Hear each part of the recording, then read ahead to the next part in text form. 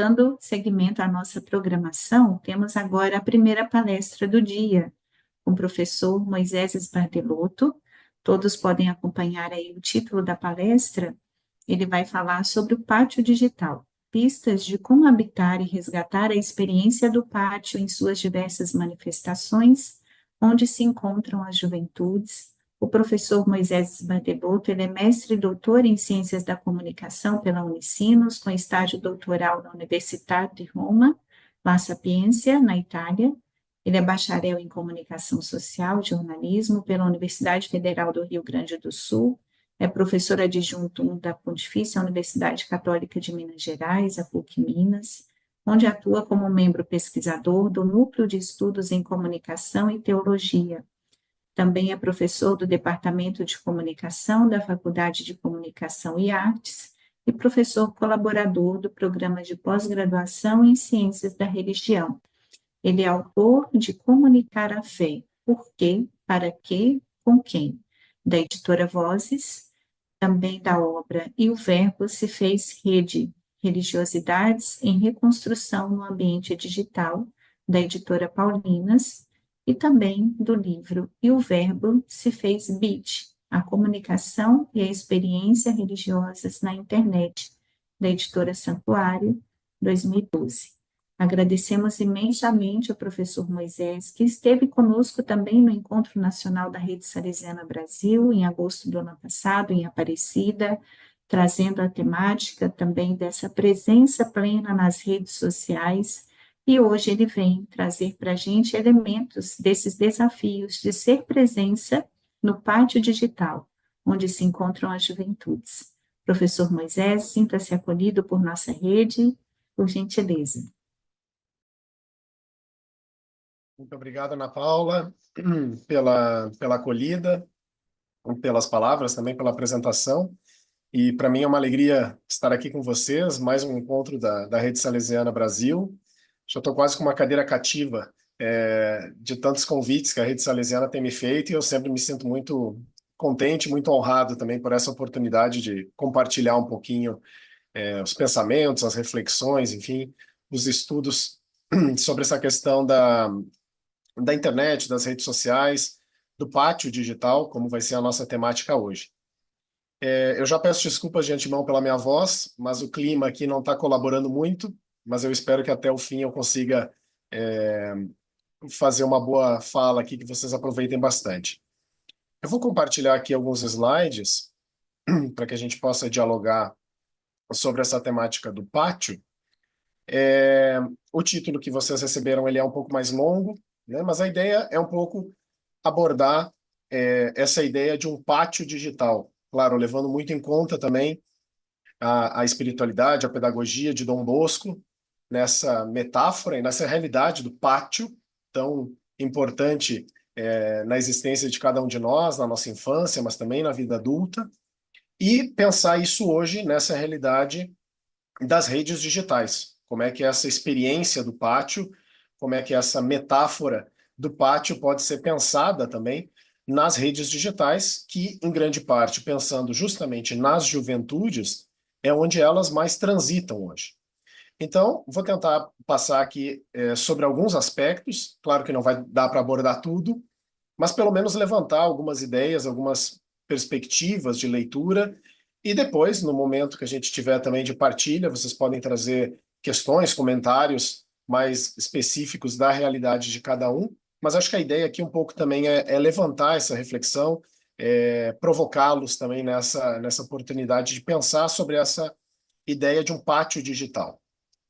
E eu queria começar com a Ana Paula já me apresentou um pouquinho, então aqui só passar os livros, né, que estão aí publicados, que a Ana Paula já comentou, deixando aqui também os meus contatos, caso alguém quiser também continuar a conversa para além do nosso encontro agora de manhã, deixo aí o meu e-mail, e também esse outro endereço embaixo, que é um portfólio, onde eu vou guardando um pouco os meus artigos, as minhas publicações, então para quem quiser conhecer um pouquinho mais também da minha pesquisa, dos meus estudos, deixo aí as informações. E eu queria começar por essa outra imagem, resgatando um pouco a nossa memória afetiva, para quem já tem, né, uma certa caminhada de vida, que é pensar como a nossa vida mudou nessas últimas 3 décadas, né? Não muito mais do que isso. Não só do ponto de vista tecnológico, claro que aqui as fotos nos remetem para esse uso de máquinas, né?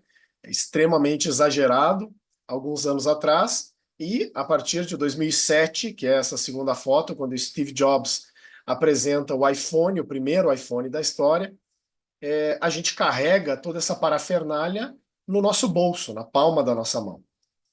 E é bom lembrar também que a internet, como nós conhecemos, vai chegar no Brasil em 1995. Então a gente está falando justamente de menos de 3 décadas, né? No ano que vem nós vamos completar essas 3 décadas dessa grande revolução.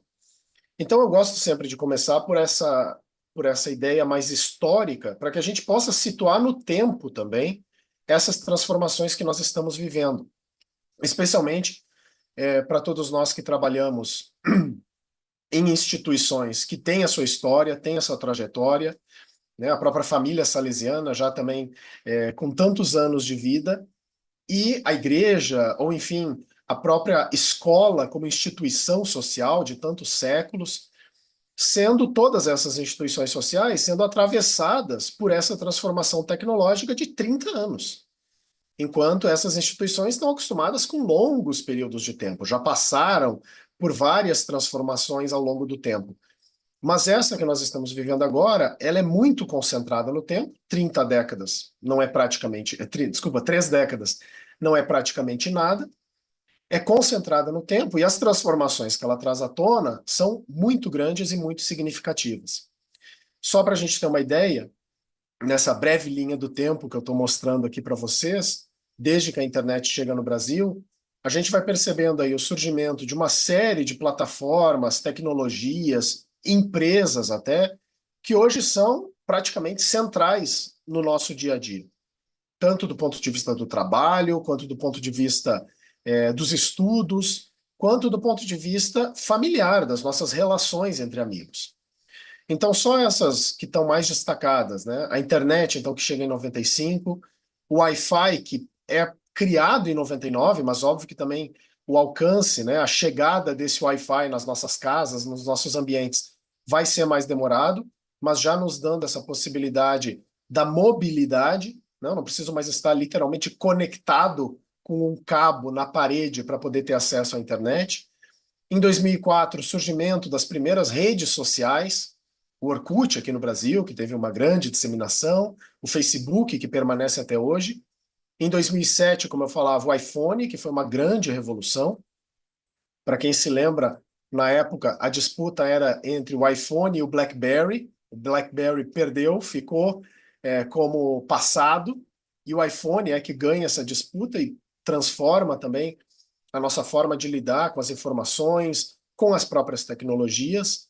Em 2011, o surgimento já de algumas inteligências artificiais, especialmente essas comandadas por voz, a Siri da Apple, a Alexa da Amazon, enfim, essas tecnologias com as quais a gente pode conversar pela voz humana. E em 2016, uma outra rede social, que não é bem social, é mais uma rede de entretenimento, que desloca também o eixo geográfico, porque todas essas outras, em grande parte, vinham dos Estados Unidos. E o TikTok agora revolucionando um pouco esse mundo digital, porque ele está vindo da China, do Oriente, né? Uma empresa daquela região. E sem contar todas as outras, os outros nomes que estão aí no meio, que vão mudar, como eu disse, grande parte daquilo que nós fazemos como pessoas nas nossas relações e também como profissionais nos nossos ambientes de trabalho. E, de novo, tudo concentrado basicamente dos anos 2000 para cá, 20 anos. Então, são grandes transformações nesse pequeno espaço de tempo. Então, isso aqui só para dar um pouco um panorama geral para a gente poder pensar esse pátio ou esses pátios digitais onde a gente pode acompanhar as nossas juventudes. E tem esse documento que foi escrito pela Santa Sé, pelo Vaticano, mais especificamente pelo Dicastério para a Comunicação, o Ministério da Comunicação lá do Papa.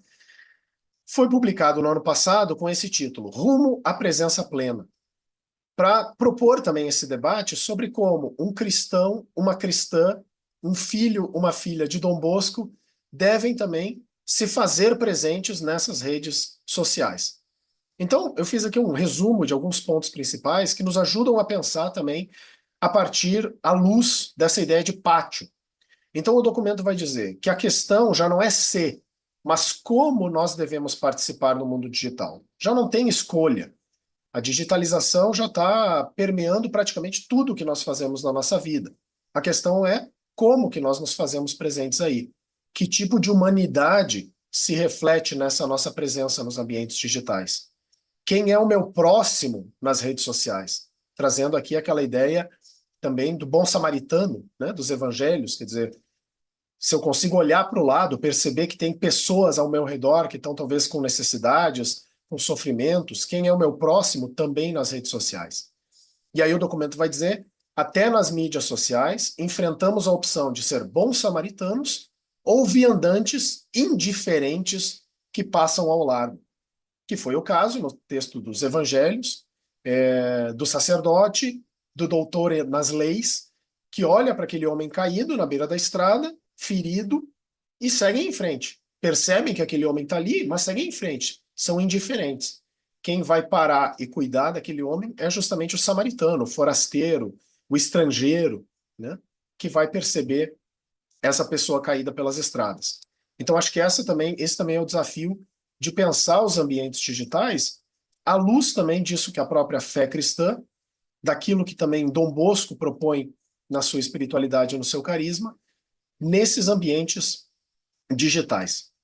Então, aqui na minha fala, né, se o tempo permitir que a gente consiga trabalhar todos esses pontos, a ideia vai ser passar alguns aspectos dessa cultura digital dentro da ideia do pátio, como que a gente pode pensar essa cultura digital como um pátio digital, algumas teias digitais, a gente vai entender por que desse termo, quer dizer, riscos que estão aí presentes, que podem prejudicar também essa nossa presença nesses pátios digitais, e depois terminar com inspirados numa outra história do Evangelho, que é de Jesus, logo depois da ressurreição, que vai ao encontro daqueles discípulos que estão indo embora, estão se afastando, decepcionados, porque Jesus tinha morrido na cruz. E aí Jesus, ressuscitado, vai ao encontro deles, que é o relato de Emaús. E como que a gente pode pensar isso também dentro desses ambientes digitais? Então, começando um pouquinho com alguns elementos desse pátio digital, como é que nós podemos entender a importância, o significado, as características desse pátio digital? Então, trazendo aqui alguns dados que podem nos iluminar nessa reflexão, eu trago essa pesquisa que ela foi feita no ano passado, mas os dados foram publicados no início desse ano, como está ali, janeiro desse ano. É uma pesquisa feita no mundo inteiro, mas eles dedicam alguns desses dados, um olhar mais atento para alguns países centrais do ponto de vista das tecnologias digitais. E um deles é o Brasil. Então, de acordo com essa pesquisa, a população brasileira total, que é a bolinha vermelha, está na casa dos 217 milhões de pessoas. E no comparativo com o número de celulares ativos no Brasil, conectados à internet, nós temos 210 milhões de celulares. Claro que tem pessoas que não têm celular e tem pessoas ou empresas que vão ter vários celulares, né? Mas no comparativo, nós temos quase 97% da população brasileira no comparativo com o número de celulares. E o número de brasileiros conectados à internet, aí sim nós vamos ter 87, quase 87% da população brasileira conectada. Desculpa. O que é um número bastante significativo, né? 87%. De novo, claro que uma grande parte desses brasileiros não vão ter acesso às condições mínimas de vida, de sobrevivência, do ponto de vista de políticas públicas, do ponto de vista de saneamento básico, mas mesmo assim, 87% é um dado bastante significativo. Mas mais significativo ainda é esse outro elemento aqui, que é o tempo médio que um brasileiro passa na frente de uma tela conectada à internet. Então, de acordo com essa pesquisa, na média, dos brasileiros entre 16 e 64 anos, o brasileiro passa 9 horas e 13 minutos por dia na frente de uma tela conectada à internet, né?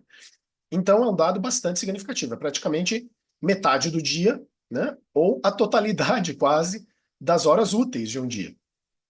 Então, se a gente for levar em conta a dimensão populacional, 87%, é um dado bastante significativo, e levarmos em conta ainda que desses 87%, a média de tempo na frente de uma tela conectada à internet é 9 horas e 13 minutos, nós temos aí elementos que vão nos mostrar que realmente nós temos que pensar esses ambientes digitais como pátios, como espaços, lugares de encontro, de contato também com essa população brasileira que vem se conectando cada vez mais nos últimos anos.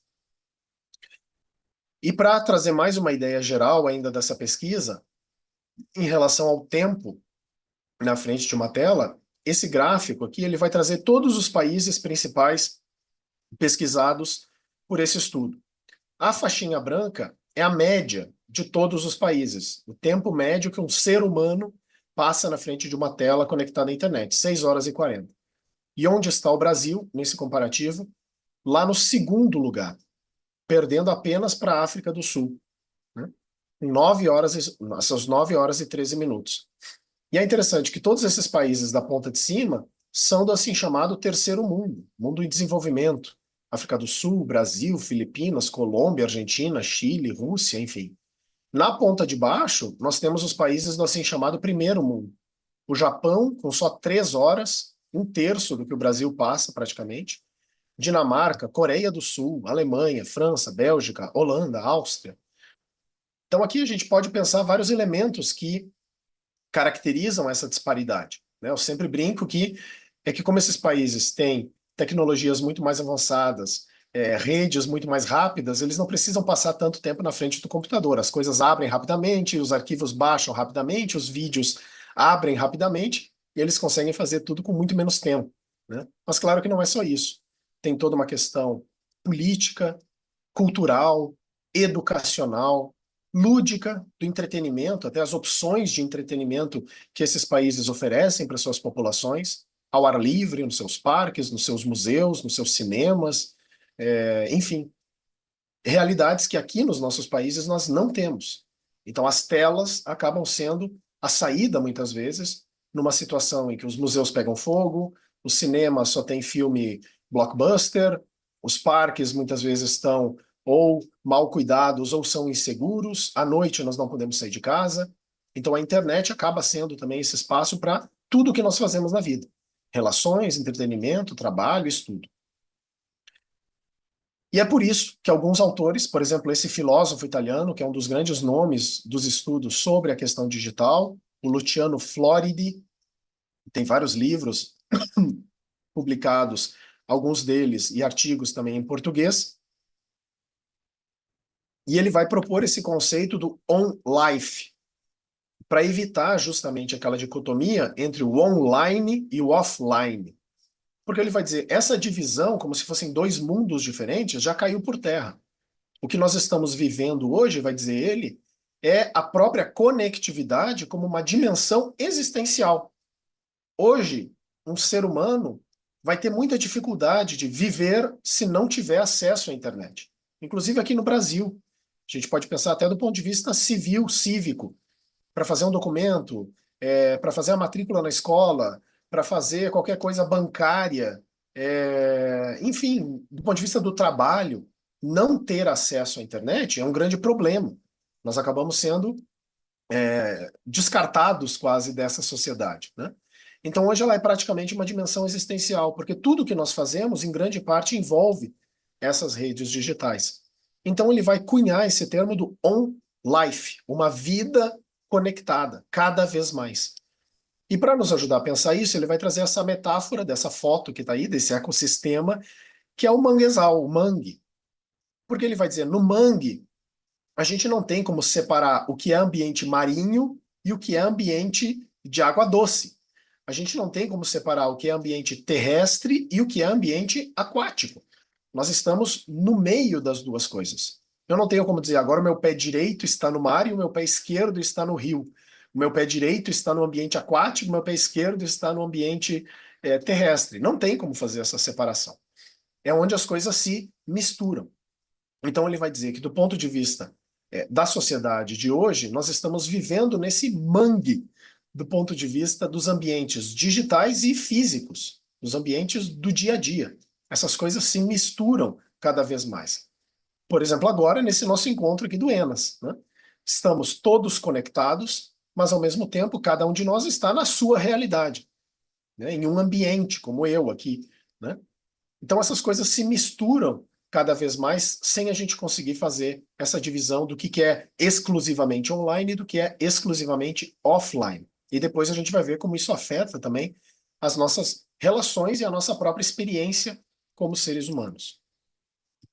Então, o que me parece importante para a gente pensar do ponto de vista das juventudes é que a gente precisa superar isso que eu estou chamando de uma lógica do ou.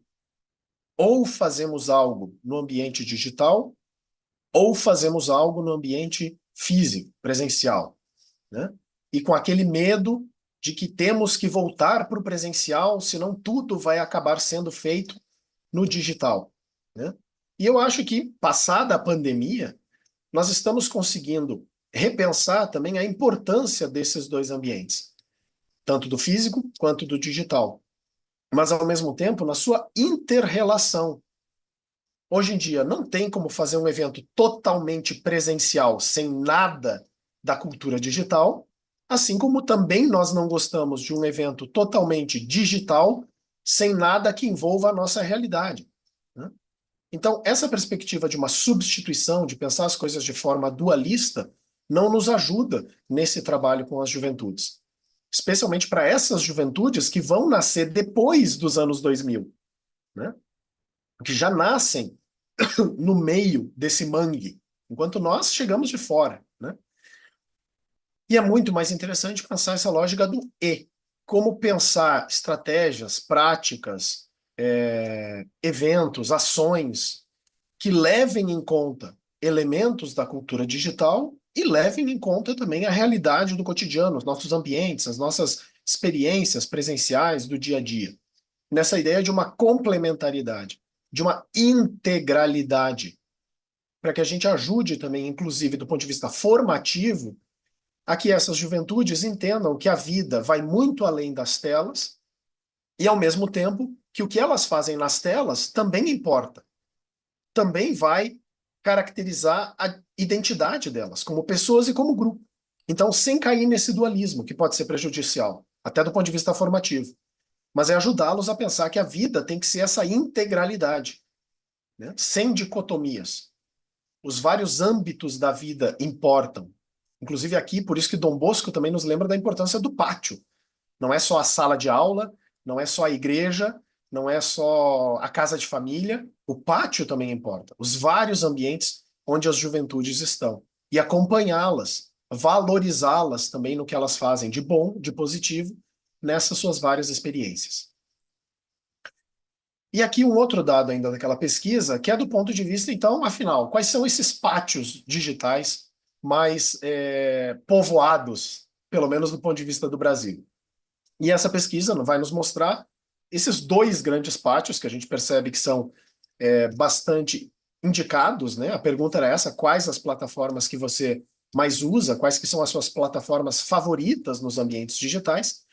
E esses entrevistados dos 16 aos 64 anos vão dizer Instagram em primeiro lugar, WhatsApp em segundo lugar e depois TikTok e Facebook, né? Basicamente essas quatro são as principais, sendo que o Instagram e o WhatsApp se destacam aí com bastante relevância, né? Então, claro, o Instagram com toda essa linguagem também dos vídeos, dos reels, dos stories, né, das fotos, uma cultura muito mais imagética, né, que custa muito mais a ler um texto, mas é importante levar em conta também essas novas linguagens que vão surgindo. O WhatsApp, pela facilidade de contato, a rapidez, né, as possibilidades também que ele nos dá de trabalhar com fotos, vídeos, áudios, tudo ao mesmo tempo, né? Então, esses dois grandes pátios também nos quais a gente vai poder encontrar as juventudes. E é interessante que o TikTok não apareça, embora seja uma plataforma bastante usada, especialmente pelos adolescentes, porque a gente vai ver em seguida que o TikTok, na realidade, ele promove quase uma ruptura naquela ideia que nós tínhamos de redes sociais. Porque os conteúdos que circulam no TikTok não são, em geral, dos nossos amigos, né? Mas são de pessoas quaisquer que nós seguimos. Nós estamos em busca de conteúdos, especialmente conteúdos de entretenimento. Ou então ficamos passando o dedão ali para ver o que o algoritmo vai nos oferecer. Mas tem muito menos relacionamento, muito menos rede social do que lá no surgimento do Facebook ou do que o próprio WhatsApp nos propõe nesse contato direto, pessoa a pessoa. Então é importante também a gente levar isso em consideração. Dentro dessa ideia também, do que eu estou chamando aqui de pátios fechados. A gente precisa levar em conta também que, em geral, esses ambientes nos quais nós transitamos nas redes digitais, eles vão mudando também aquela ideia que nós tínhamos de internet, pelo menos, né? Nós que somos já um pouquinho mais velhos, que temos um pouco mais de experiência de vida, lá nos anos 90, início dos anos 2000, a internet era uma grande revolução porque ela era um espaço livre, democrático, né, em que cada pessoa podia criar espaços digitais, publicar o que bem interessasse, as instituições sociais também se fazendo presentes nesses ambientes, enfim.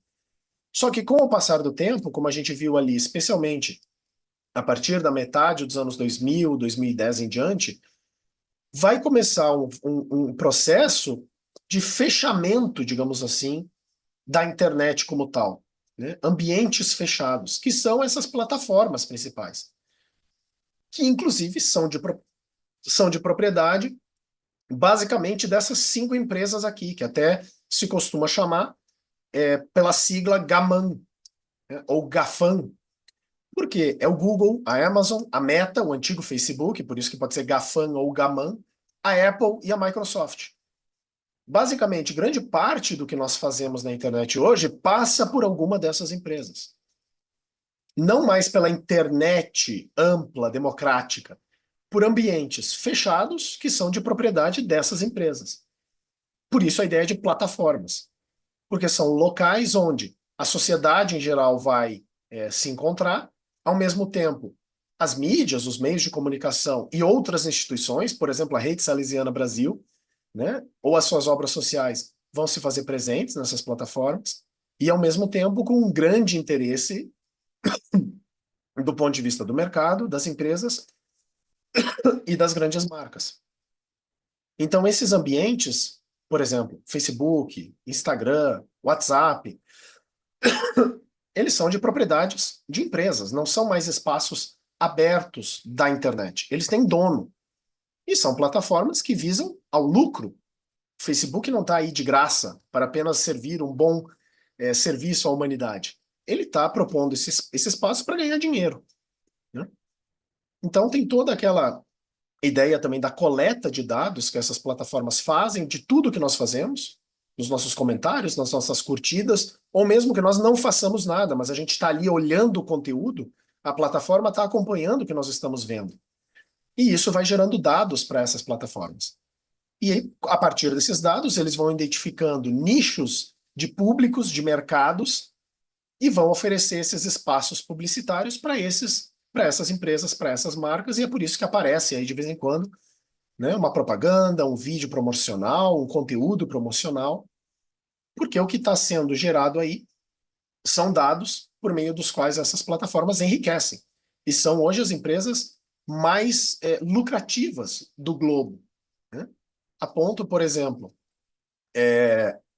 dessa revista, The Economist, uma das mais importantes do ponto de vista da economia hoje, publicar em 2017 essa chamada, essa capa, dizendo que hoje o recurso mais valioso do mundo não é mais o petróleo, são os dados, né? Por isso que a gente fala do Big Data, né? Os grandes dados, esses bancos de dados gigantescos. Imaginem o que o Facebook tem de dados da população mundial. Eu entrei no Facebook quando ele abriu, em 2004. Estava ainda na faculdade, né? Aquele frisson, apareceu essa rede social. Então, imagina, ele me acompanha há 24 anos. As coisas que eu curto, as coisas que eu comento, as coisas que eu visualizo, as páginas que eu curto, as páginas que eu acompanho, 24 anos diariamente do que eu faço. Só sobre a minha vida, imaginei o banco de dados que ele tem. Só que o Facebook está presente no mundo inteiro. Mas todas essas empresas estão aonde? Nos Estados Unidos. Então, os dados do mundo inteiro estão indo aonde? Para os Estados Unidos. Então, tem toda uma série de questões aqui, políticas, econômicas, até de segurança dos nossos dados, que entram em xeque. Então, é importante a gente ter em conta que esses pátios digitais, infelizmente, têm dono. E eles controlam, eles dão as leis, digamos assim, do que pode e do que não pode, por meio dos seus algoritmos, né? Então, é um elemento que a gente precisa levar em consideração na hora de pensarmos também as nossas presenças aí. Então, o que eu quero dizer com isso? Não é que nós não podemos estar presentes aí, mas nós temos que estar conscientes de que as lógicas de funcionamento são outras. As lógicas de funcionamento dessas plataformas são a lógica do lucro. São empresas que querem ganhar dinheiro com os nossos dados. Então, as estratégias, o funcionamento desses algoritmos, tudo vai girar em torno da maior lucratividade dessas plataformas. É o que se chama de economia da atenção. O que o Facebook mais quer de nós? O que o Instagram mais quer de nós? O que o WhatsApp, o TikTok mais querem de nós? A nossa atenção. Que a gente passe o dia inteiro na frente da tela. Não precisa nem apertar em nada, digitar nada. Contanto que a gente passe um bom período de tempo do nosso dia olhando para essas plataformas, elas são muito carentes, né? Elas precisam de atenção. Só pelo fato de nós estarmos ali, elas estão roubando, furtando os nossos dados, enriquecendo as nossas custas. Porque tudo está dentro também de uma economia do consumo.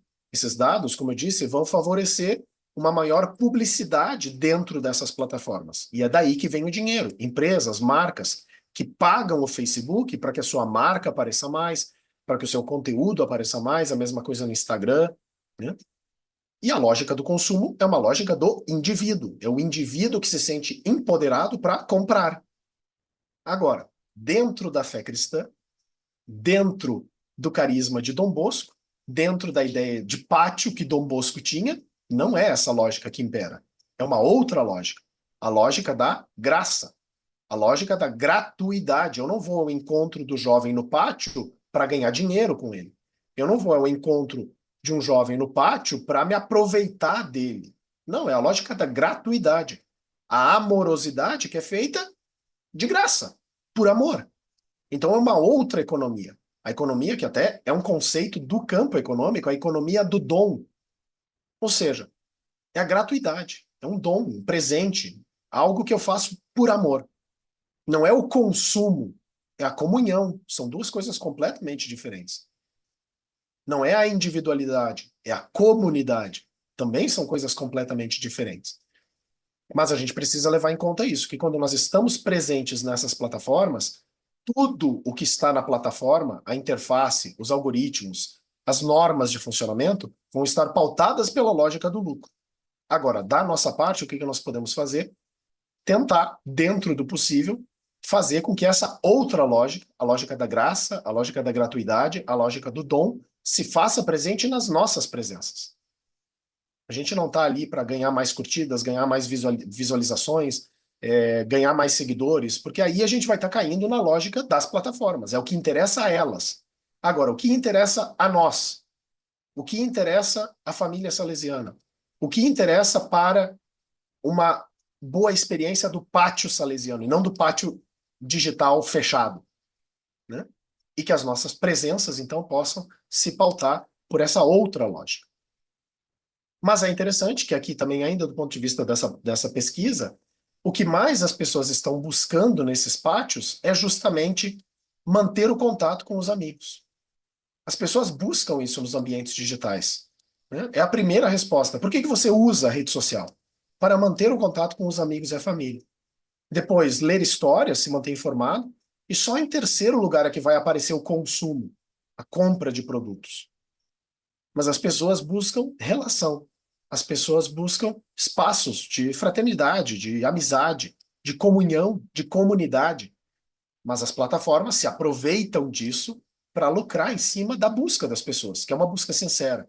Então, como que nós, desse outro ponto de vista, podemos também estar presentes nesses espaços para favorecer e responder, corresponder a essa busca sincera também das pessoas. Então, com isso, a gente pode entrar nessa outra ideia, que é a das teias digitais. Ou seja, passar ainda por alguns riscos principais que esses ambientes nos trazem. Muitos deles provocados justamente por essa lógica de funcionamento, essa lógica do lucro, essa lógica do consumo. Né? E como que nós podemos pensar, então, estratégias para não cairmos como instituição, como grupos, como indivíduos, nessas teias, que as próprias plataformas muitas vezes armam para nós sem a gente perceber. E essa metáfora vem de uma mensagem do Papa Francisco para o Dia Mundial das Comunicações Sociais. Então, o Papa Francisco vai dizer naquela mensagem que a rede é uma oportunidade para promover o encontro com os outros, que é o que nós queremos num pátio digital à luz de Dom Bosco, promover o encontro, promover a fraternidade, as boas relações. Mas, vai dizer o Papa, essa mesma rede pode também agravar o nosso auto-isolamento como uma teia de aranha capaz de capturar. Então, esse que é o risco, né? E é isso que nós precisamos também atentar para que a nossa experiência digital dentro, né, da pedagogia do carisma de Dom Bosco não seja essa teia, mas seja outra coisa, essa oportunidade de encontro propriamente, né? Então vamos passar por algumas dessas teias. Primeiro, a teia tecnológica, que é a ideia da dependência mesmo. E isso vale para nós adultos e vale também, obviamente, para os jovens. Mas nós estamos nos tornando uma sociedade dependente, viciada em tecnologia. Essa capa da revista Super Interessante, ela é de 2019 também, né, que vai falar de como as empresas de tecnologia vão se aproveitar de estudos da psicologia, da publicidade lá dos anos 40, em torno da indústria do tabaco, do cigarro, para hoje nos vender celulares. Quer dizer, é uma sociedade que talvez, em grande parte, venceu o vício no tabaco, na nicotina, mas agora está se viciando em celular, em telas. Então é bem interessante essa matéria, vocês encontram já gratuitamente no site da Super Interessante, Smartphone, o novo cigarro. E a matéria vai explicando como é que as empresas vão fazendo isso. Mas é um vício. Né? As estratégias que estão no próprio celular, as luzinhas que piscam, a vibração, as cores, o formato, as estratégias que estão na própria tecnologia para nos viciarmos nela. Ou então o fetichismo, né? Quer dizer, a ideia de um feitiço. Eu quero o novo modelo de iPhone. E aí a gente vê nos Estados Unidos e mesmo aqui no Brasil as empresas, as lojas abrindo as portas e aquela multidão de pessoas querendo pegar os modelos porque senão eles vão esgotar. É uma sociedade adoecida que encontra num celular quase um ídolo. Sem contar, junto da economia da atenção, uma epidemia da distração. Essas tecnologias nos distraem muito facilmente. A gente está fazendo alguma coisa, o celular bipa, a gente vai lá prestar atenção no que o celular está falando. O celular praticamente comanda o nosso dia a dia. E isso vai nos tornando pessoas exaustas. É muito tempo de tela, é muita informação, é muita cor, é muito vídeo, é muito áudio, né? E aí vem todos esses outros sintomas, fadiga, burnout, né? O esgotamento total, ansiedade, depressão, transtorno da atenção, nomofobia, né? Até nomes técnicos novos que têm que surgir. Nomofobia, que é o medo de ficar sem acesso à tecnologia digital. Né? Você esquece do celular em casa, parece que esqueceu uma perna. Né? Ou então vai num lugar que não tem acesso à internet, ou tem uma internet muito lenta, ou tem uma internet com senha, e aí você entra em estado de pânico, porque não tem acesso à internet naquele lugar, né? A nomofobia. E depois tudo isso vai afetando também não só as juventudes, mas as futuras juventudes, né? A geração alfa, quer dizer, esses nascidos depois dos anos 2010. Aqui eu não vou passar porque é bastante conteúdo, mas é um estudo feito pelo canal Gloob da Globo, para dizer basicamente o quê? Que essas gerações mais jovens estão se tornando viciadas em tecnologia não por uma opção delas mesmas, porque são crianças, mas porque elas estão nascendo e sendo formadas em ambientes viciados em tecnologia. O pai e a mãe, o professor, os coleguinhas, em todo lugar onde essa criança vai tem uma tela, né? Quando a criança está, enfim, sem o que fazer, entregam uma tela na frente dela, né? Então não é que ela fez uma opção, ela está sendo educada para esse excesso de telas. Então aqui, superexposição da sua privacidade, desde que a criança nasce, ela está sendo fotografada, filmada, suas imagens estão sendo compartilhadas nas redes, desde que ela nasce, literalmente. Na sala de parto já tem alguém filmando, compartilhando, né? Depois, a relação com os pais afetada pelo vício dos adultos em celulares, e também com as juventudes, quer dizer, qual o nosso papel frente a essas gerações, né? Porque elas percebem isso como negativo também, adultos viciados em celular, e uma superestimulação do cérebro pela oferta ininterrupta de conhecimento. São gerações que, desde o parto, estão sobrecarregadas de informação. Tudo é vídeo, tudo é áudio, tudo é imagem. Então também, né, uma geração que vai sendo formada dentro dessas teias que podem ser prejudiciais. Então, uma importância do ponto de vista formativo de pensarmos espaços de deserto digital, né? De detox, que é o termo mais conhecido do mercado, né? Ou dentro de uma linha mais da espiritualidade cristã, momentos de deserto digital ou momentos de jejum digital. Abrir mão. Ou então no próprio dia a dia, desligar as notificações. Eu preciso realmente que o celular fique toda hora bipando? Eu não posso simplesmente desligar as notificações? Será que o mundo vai acabar se eu desligar as notificações? Isso vai me ajudar a ser menos distraído. Delimitar tempos e locais. Para tudo nós temos tempos e locais. Coisas que nós fazemos em determinados locais e não fazemos em outros. Coisas que nós fazemos em determinados momentos e não em outros. Mas o celular, ele perpassa todos os momentos e todos os locais. Será que nós não deveríamos também pensar isso? E desconectar. Às vezes é importante, né? Uma viagem, um fim de semana, uma semana inteira, por que não? Momento de férias, ou então dentro da espiritualidade cristã, na quaresma, no advento, abrir mão do celular, ou pelo menos tentar abrir mão por uma grande parte do tempo. Não só por um esforço, desculpa, mas porque isso nos ajuda também a repensar a importância dessas tecnologias no nosso dia a dia. Depois, as telas informacionais. A gente passa muito tempo na frente dessas telas e fazendo o quê? Consumindo informações. Então, é muito tempo, é muita quantidade, são muitas fontes possíveis, muitos tipos, e tudo muito rápido, muito efêmero e muito superficial. Só para vocês terem uma ideia, não vou repassar todo o infográfico aqui, os dados são ainda de 2021, nem são tão atualizados. Mas o que acontece na internet a cada 60 segundos, a cada 1 minuto. E a cada minuto no YouTube são subidas 500 horas de conteúdo novo. A cada minuto a gente vai ter 500 horas de conteúdo novo no YouTube. Então, é uma infinidade de conteúdos que nós temos à disposição. E muitas vezes a gente não precisa nem ir atrás. Chega até nós no WhatsApp. As pessoas nos mandam, né? Esse excesso de informações também é prejudicial. E pode ser doentio para a própria sociedade. Nessa ideia também das fake news, né, que nos afetou na pandemia, afeta a questão política, afeta tudo, né? Até agora na tragédia no Rio Grande do Sul, como atrapalhou, prejudicou o próprio resgate de vidas, né? A reconstrução de toda aquela tragédia.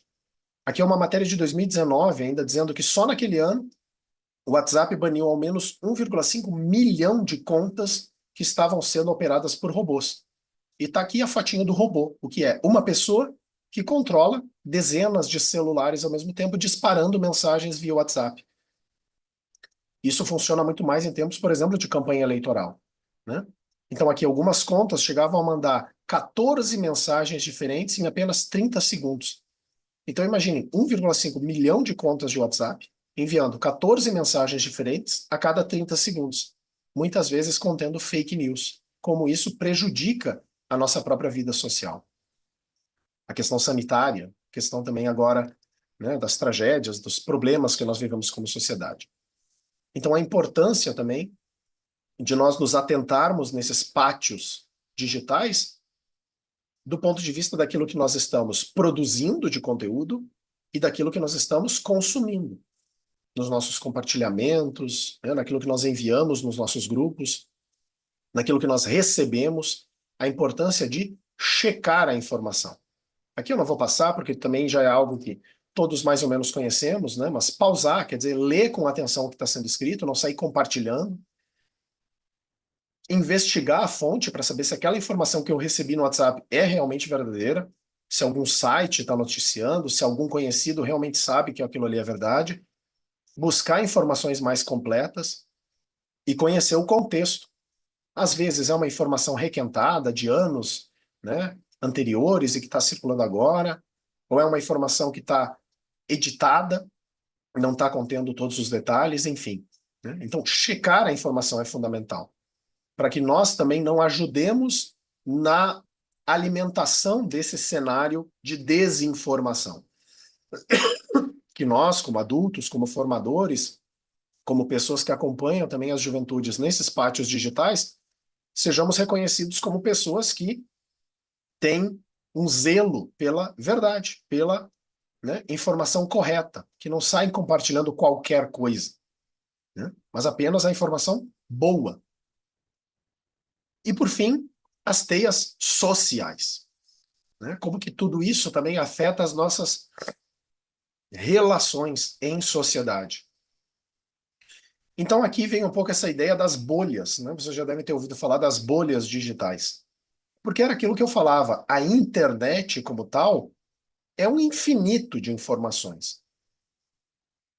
Ou mesmo, cada plataforma, tudo que tem dentro do Facebook, tudo que tem dentro do Instagram, tudo que tem dentro do YouTube, é uma coisa gigantesca. A gente não tem nem condições de imaginar a quantidade de informações que tem lá. E como é que isso chega até nós? Em grande parte, por meio dos algoritmos.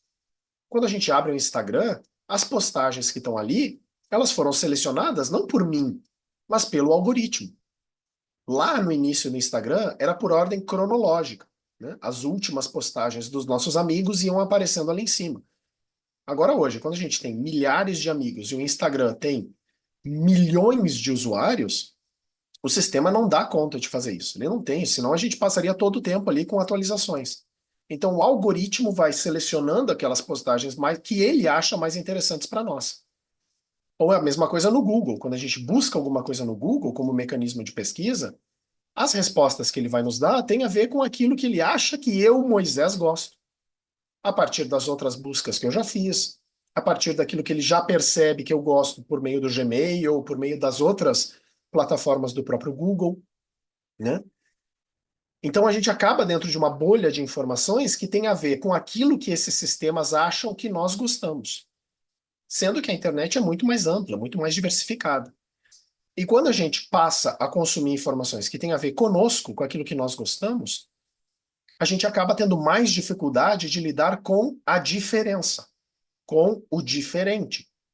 Porque se eu passo o dia inteiro consumindo informações que dizem X, vai ser muito difícil que eu aceite Y, A, B, porque eu estou sendo moldado por essas informações que dizem X. E quando a gente passa muito tempo nessas bolhas fechadas, né, com o mesmo tipo de informação, a gente começa a ser um pouco intolerante com a diferença. E, em muitos casos, muito intolerante com a diferença e com os diferentes. Então, essas plataformas digitais, não é à toa que nos últimos anos elas se tornaram também ambientes de ódio. Nós vimos isso no período de campanha eleitoral, nós vemos isso ainda, dependendo da temática que está em pauta, espaços de muita agressividade. Não é esse o pátio que Dom Bosco esperava para os seus jovens. Espaços de pura agressividade. Mas os espaços digitais, os pátios digitais em geral, são alimentados por essas polarizações. Né? Então, o que fazer diante disso? Então, uma primeira saída é aquilo que já vem da tradição budista, também milenar, né? Que são esses 3 macaquinhos que vocês já devem ter visto por aí. Mas do que esses macaquinhos estão se protegendo? Justamente do ódio. Então, o budismo vai dizer que a pessoa iluminada é aquela que, em primeiro lugar, fecha o ódio que está dentro dela. Não deixa esse ódio sair para fora, porque vai prejudicar a vida de alguém. Mas, ao mesmo tempo, se protege do ódio que vem de fora. Por isso que ele está tapando o olho e tapando os ouvidos. Não quer receber nada que tenha ligação com o ódio. E eu acho que isso tem muito a ver também com a espiritualidade cristã e a espiritualidade de Dom Bosco. Para que a gente possa fazer isso em nós mesmos e ajudar também os nossos jovens a se proteger do ódio e a proteger o seu grupo de amigos, o seu pátio, dos nossos ódios interiores. Não deixar que esse ódio extravase e prejudique as nossas relações. Então, basicamente, o ponto mínimo é não fazer justiça com o próprio mouse, né? Hoje em dia já nem se usa tanto mouse. Não fazer justiça com o próprio dedo nas redes sociais. Ajudar para que nas nossas presenças, nos nossos pátios digitais, se tenha o mínimo respeito pela dignidade do outro, o mínimo respeito pela diferença, né? Para que nós não fomentemos entre nós esses espaços de ódio, de ataque, de agressividade. E depois tem, inclusive, questões legais. A internet não é terra de ninguém. A lei também vale dentro desses espaços. Então, esses 3 crimes contra a honra que estão aqui embaixo estão na própria Constituição Federal. São cláusula pétrea. É crime praticar calúnia, é crime praticar injúria e é crime praticar difamação, também na internet. Então, atentarmos para esse tipo de prática. Racismo não está na Constituição como crime, mas é uma lei posterior, de 89. Vale também para a internet. Mais recentemente, a lei contra a homofobia. Então, é crime praticar preconceito de ordem sexual e de gênero. Assim como também é crime o uso de imagens sem autorização. Especialmente crianças, especialmente adolescentes, menores de idade. Isso também é uma cláusula pétrea da Constituição. Artigo 5º, são invioláveis a intimidade, a vida privada, a honra e a imagem das pessoas. Então, muito cuidado, muito zelo também por aquilo que nós fazemos nesses pátios digitais. Os dados das outras pessoas, especialmente a imagem, e especialmente se tratando de crianças e jovens. E agora, mais recentemente, a LGPD, a Lei Geral de Proteção de Dados. Ou seja, os dados de uma pessoa são dela, são privados, nós não podemos sair por aí divulgando. A começar pelo nome, CPF, RG, profissão, idade, a formação, e é tudo aquilo que tem a ver com os dados sensíveis, que sejam de origem racial ou étnica, religiosa, filosófica, opinião política, filiação sindical, caráter religioso, orientação sexual, né? Ou seja, o respeito mínimo pelos dados e pela privacidade e pela imagem das outras pessoas, né? Porque tudo isso já está dentro da lei. Nós podemos, inclusive, correr o risco de sofrer as punições de acordo também com a lei. Então, também o nosso zelo como adultos, como formadores desses jovens nos pátios digitais, de novo, por esse respeito, esse cuidado, esse zelo pelo outro, por tudo aquilo que o outro é, inclusive os seus dados e a sua imagem. E, por fim, para encerrando, como agir de forma propositiva e positiva. Então, essa é a ideia do método Emaús. Então, para quem não está muito acostumado com o texto do Evangelho, é isso. São 2 discípulos de Jesus que seguiam ele até o momento em que esse Jesus foi morto na cruz, como o pior dos condenados. Era a pior condenação. Então, esses discípulos, né, se decepcionam imensamente, se entristecem imensamente e vão embora de Jerusalém. Estão indo rumo a Emaús, uma outra cidade. E no relato do Evangelho é interessante. O que Jesus faz? Ele vai ao encontro desses 2 jovens. Lá no caminho deles, eles estão indo embora, eles estão decepcionados com o próprio Jesus. Mas Jesus vai ao encontro deles. mas eles não reconhecem que é Jesus. E aí agora a gente vai indo passo a passo para entender como é que isso pode ser, essa prática, esse gesto de Jesus, nesse pátio, digamos assim, rumo à cidade de Emaús, como é que isso pode ser vivido também por nós nos ambientes digitais. Então, o primeiro passo que Jesus faz aí é a ideia do encontro. É ele que vai ao encontro desses dois jovens. Ele não fica esperando que esses jovens voltem, ele não fica rogando praga contra esses jovens que foram embora. Ele vai ao encontro deles, onde eles estão. Então, também nos ambientes digitais, isso é possível e necessário. Que a iniciativa seja nossa, de ir ao encontro desses jovens. Uma pequena mensagem, né? Um contato, oi, né? Faz tempo que eu não falo com você, tá tudo bem? Como é que você tá? Ir ao encontro, tomar a iniciativa, dar o primeiro passo de contato com esses jovens. Eu gosto muito dessa foto aqui, que tem a ver com isso também, né? Do Papa Francisco abençoando um celular, né? Então, para muitos, isso pode ser quase uma heresia. Como assim o Papa abençoando o celular? Mas é que o que está em jogo aqui é o que está do outro lado da tela. É a foto desse menino, desse nenê.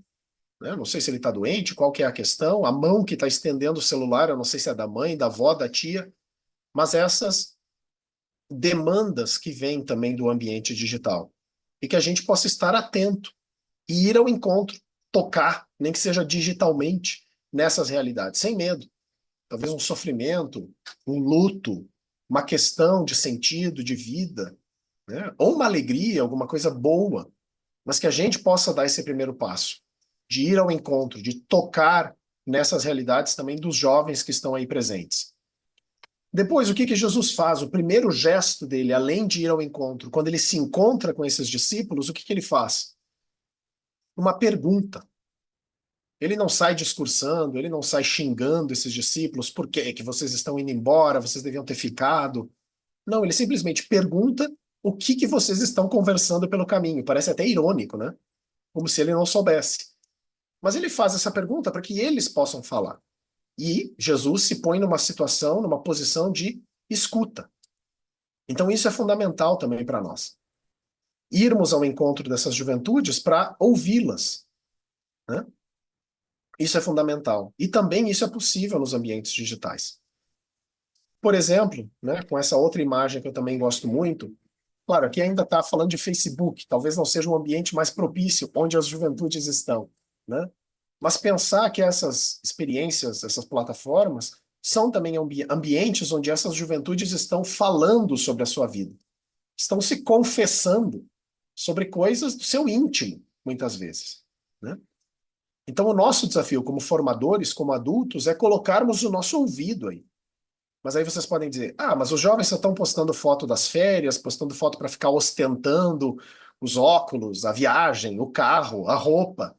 Pode ser, mas a gente pode tentar escavar um pouquinho essa superficialidade e tentar entender, no fundo, o que esse jovem está querendo me dizer com esse bombardeio de fotos da sua aparência, das suas viagens, né? Quais são as demandas, quais são as buscas desses jovens?